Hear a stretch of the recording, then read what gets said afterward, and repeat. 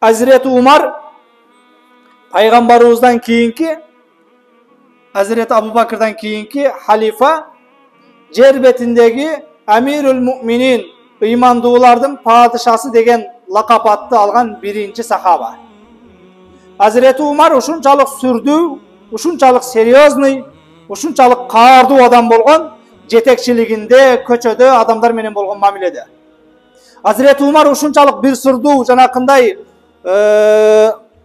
aşıkça bir tamaşalaşmagan, katkırbagan, külbögen kişi bolgondugundan Hazreti Umar'dın aybatынан korkup, eldin bardığı kede baldarın Umar kelatat dep korkutat eken. Hazreti Umar kündördün birinde jolda baratsa, Hazreti Umar'dın aybatından çoçup ketip, korkup ketip, boyunda var ayaldın boyundağısı düşüp kalat. Hazreti Umar uşunçalık emne aybatlı sürdüğü kişi olgan. Hazreti Umar meşitke gelip imandolarga kayırılıp, o momundar, uşunday bir okuya oldu, menen çoçup ketip bir ayalın boyundan düşüp kaldı deydi. Men adam öldürüp koydum, adam öldürüp cevapka tartılan mı, tartılbaymış, taraf var mı, yok mu deydi. Dese jana alında kebir ölerine deydi. Emirül Müminin siz ataylagan joksuz, antken joksuz, mümken joksuz dep koşamatçılık kılıp eç nerse olboyt deydi. Hazreti Ali aytat, Emirül Müminin siz bir adamdın jarımını öldürüp koydunuz deydi. Dünyaga kelelek jarım adamdın ölüşüne sebepçi oldunuz. Mına oşol doğurduğu janakı bir adamdın baası kança kunu dep koyuyor da tölep beret. Mana oşol jarım adamdın kunun tölep koyuңuz, antkeni siz kançalık bir dengelde adam öldürүүгө salım koşkondordun birөөsüz dep janakında hem taymanбастан aytat. Men aytayın degenim, mana oşol boyunda var ayalдар, boyundagысы korkup çoçup ketip düşüp ketken ушундай серьезный болгон Умар ayal aytat, үйгө киргенде балдарым арасында таппай калат элем дейт. Ошол силер корккон, силер чоочуган Умар балдарым катарына киргенде балдарым арасында таппай калат элем, балдарыма кошулуп ойноп кетет эле дейт. Бул мына ошол эмне Эмирül Müminin Умар радиаллаху анхунун бала тарбиясындагы өзгөчө эмне көңүл буруп аткандагыз. Ошондой айбаттуу башка болбосун, күндөрдүн биринде мына ошол сахабалардан bir eri катын урушуп кетип, аялына айтат, эгер аз жагыңды баспасаң Умарга арызданам, Умарга айтам дейт. Аял киши эми ачууланып калганда, башкада газ келип калган учурда төлкө период.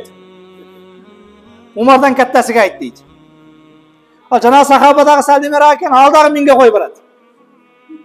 Барып Hazreti Умардын эшин такылдата чыкпайт, такылдата чыкпайт. Кулак саса Умардын аялы тиги сахабанын аялынан катуураак кыйкырып атты.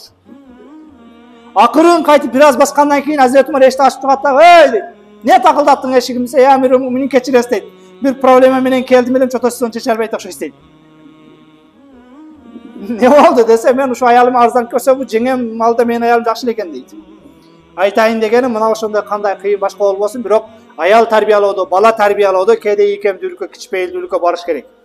Зордук, зомбулук менен, коркутуу менен, үркүтүү менен бала тарбияланбайт. Аны менен аял тарбияланбайт. Урматтуу мусулман биртугандар. Биз мусулман катары Кур'ан, хадис менен, ыйман, ислам тарбиясы менен тарбиялай турган болсок, ошондо мөмөсүн берет. Ошондо тирүүсүндө урмат көрөбүз. Ошондо көзүбүз өткөндөн кийин артыбызда монтип жумага келип, атасына, апасына дуа кылган балдар биздин алдыбызда, биздин катарыбызда олтурат, урматтуу мусулман биртугандар. Пайгамбар саллаллаху алейхи вассалам: "Ла'иб валадека саб'ан ва аддибху саб'ан ва рaqibhu саб'ан."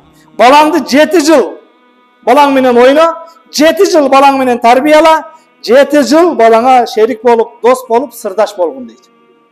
Биринчи 7 жыл балаң менен ойно, экинчи 7 14кө чыкканга чейин балаңды тарбияла, 14төн 20га чейин балаңа дос бол, сырдаш бол дагы, андан ары өзүңө кеңешчи кылып ал дейт. Эгер тарбияга бүгүн көңүл бурбасак, тарбиясыздыктын акыбети өкүнүч болоорун, көп жон тери менен сезген жамааттын арасында аталар бар экендиги, урматтуу мусулман биртугандар, чындык. Кээде бир карындан эле ар түрдүү бала төрөлөт экен. Кээде чоңу жакшы, кээде кичинеси жакшы, кээде ушундай болуп калат. Бири атанын, бири эненин балдары чоңу мындай чыкты, кичинеси мындай чыкты. Кичинеси начар чыкты, чоңу жакшы чыкты деп. Кээде ал балдардын чөйрөсү аркыл болгондуктан аркылды тарбия алып калат. Кичиненин достору башка, чоңунун достору башка болгондугу үчүн. Чоңу башкалар менен ойноп, кичинеси башкалар менен ойногондугун айынан. Кээде мына ошол сиз жакшы тарбия менен, аталык тарбия менен, ыйман тарбия менен boş болгон мээни толтурушуңуз керек эле. Кээде мына ошол толбой калган бош мээ жаман тарбиялар менен толгондун кесепетинен, кээде мына ошол тарбияга толуш керек болгон мээ үйлөнгөнгө чейин, аял алганга чейин бош туруп, анан үйлөнгөндөн кийин сиздин жакшы тарбияңыздын идишине жанагы келиндин жаман тарбиясы толтуруп койгондун айынан атаңдан кабар алба, апаңдан кабар алба, эжеңе бербе, карындашыңа бербе, кошуна менен ишиң болбо деген тарбиянын кесепетинен кээде өзүңүз өстүргөн, өзүңүз тарбиялаган балдарды өзүңүз жек көрүп же өзүңүз кээде өкүнүп калган учурлар мана ошол учурунда кам көрбөгөндүн кесепетинен экендигин урматтуу мусулман бир туугандар, урматтуу аталар эске алалы. Бала жанакы бизде балаң жакшы болсо бала, жаман болсо бале дейт. Бардык бала Кудай Таала тарабынан берилген бала неамат Кудайдын берген бир чоң белеги. Мына ошол белекти этиятташ керек, аздектеш керек. Кээде жөнөкөй бир колубузга таккан саатыбызды, өткөн жумада айттым, жана бүгүн көтөргөн телефондорубуздун баардыгы сенсорный. Сенсор сөзү бул сезимтал дедик, сезет. Бассаң жылат, кино коюп берет, башка кылат.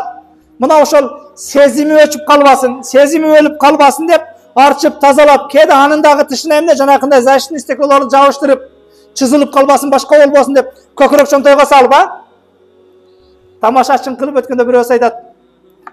iPhone телефонун арткы чонтоюна салып дейт, жерге олтурган экен дейт, кычыр деп тур дейт.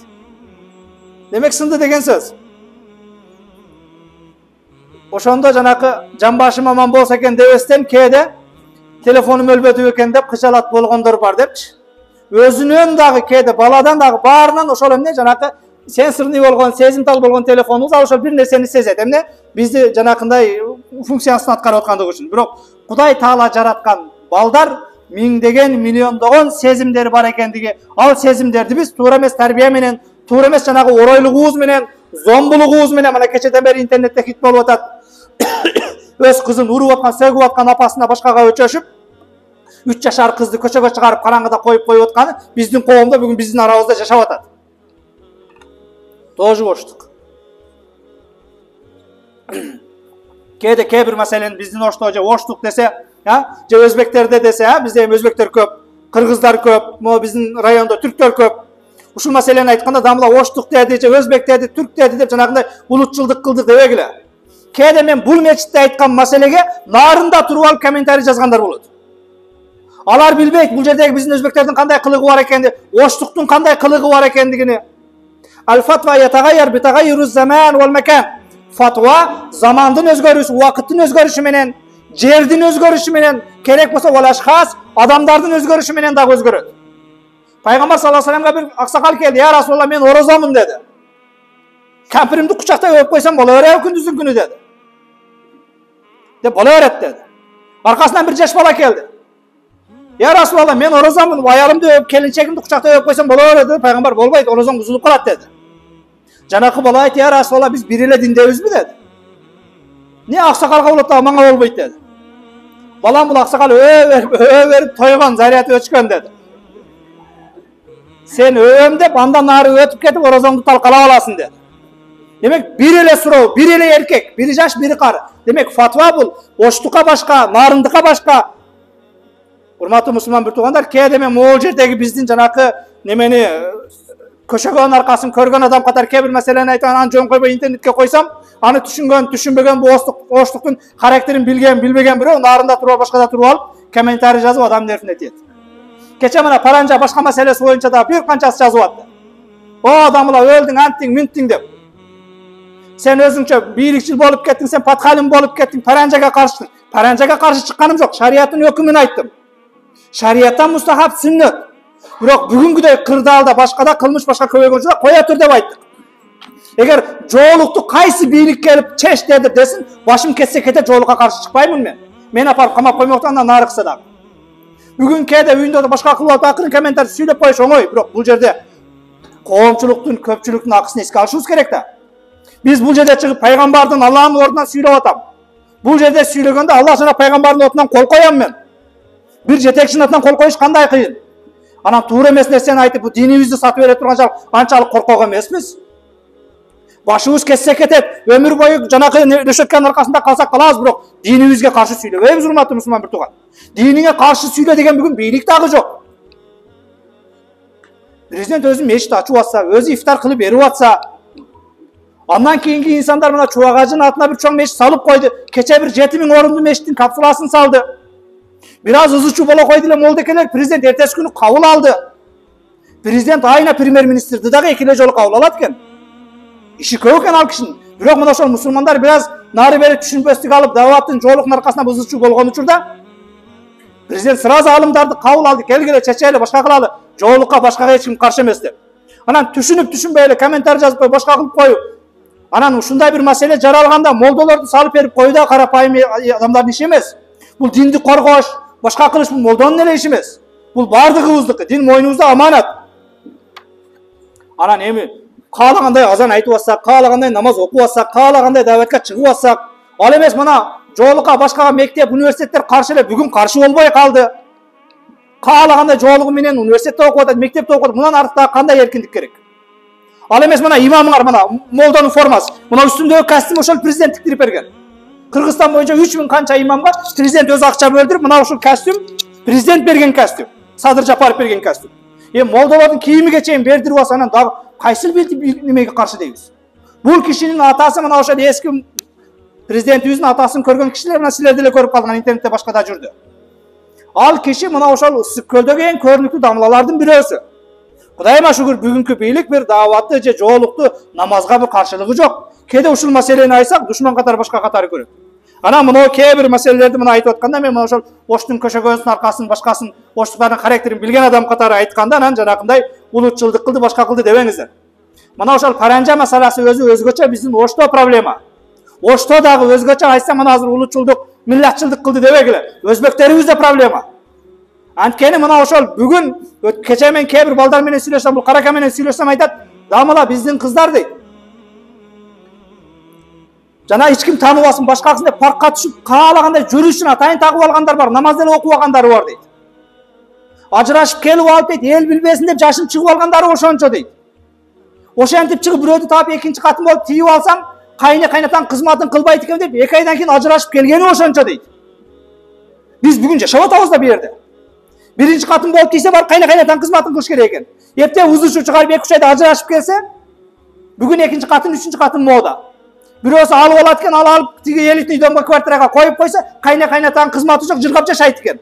Анан жана никапты тагып алып, каалагандай ошентип көчөдө кайфовать этип жүрөт экен. Ушуну коя тургула, башка кыла, шарият дагы буга талап кылбайт. Мамиледе башкада коопсуздук үчүн десе, анан кийин сен андайсың, сен мындайсың деп сүйлөгөндөр Кудай сактасын. Кудайыма шүгүр, динибизди коргош үчүн, ыйманды, исламды коргош үчүн керек болсо жаныбызды беребиз. Бирок динге каршы, ыйманга, исламга каршы бир пока сүйлөй элекпиз. Кудайым өмүр берсе мындан ары сүйлөбөйбүз.